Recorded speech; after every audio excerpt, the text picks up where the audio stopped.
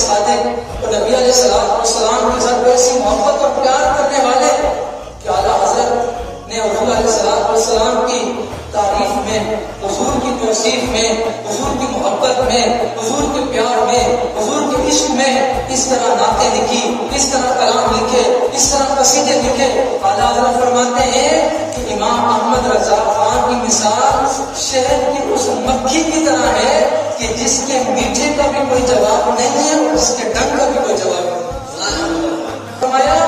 میٹھے کا کوئی جواب نہیں ہے، اس کا مطلب یہ ہے کہ اعلیٰ حضرت نے حضور کی محبت میں ایسے ایسے اشعار لکھے، ایسی ایسی نعتیں لکھی، ایسے قصیدے لکھے کہ جب بھی کوئی حضور کی محبت میں، حضور سے محبت کرنے والا ان کو سنتا ہے نا تو وہ حضور کی عشق میں بدل جاتا ہے۔ واہ واہ، میرے آقا کی یہ شان ہے، حضور کا یہ مقام ہے، اور اعلیٰ فرماتے ہیں اور میری مثال شہد کی مکھی کی ڈنگ کی طرح ہے کہ اس کے ڈنگ کا بھی کوئی حساب نہیں ہے۔ مطلب یہ ہے کہ جب یہی نعتیں، یہی کلام حضور کے گستاخ سنتے ہیں نا، پھر ان کو اس طرح چبھتے ہیں جس طرح شہد کی مکھی کاٹتی ہے۔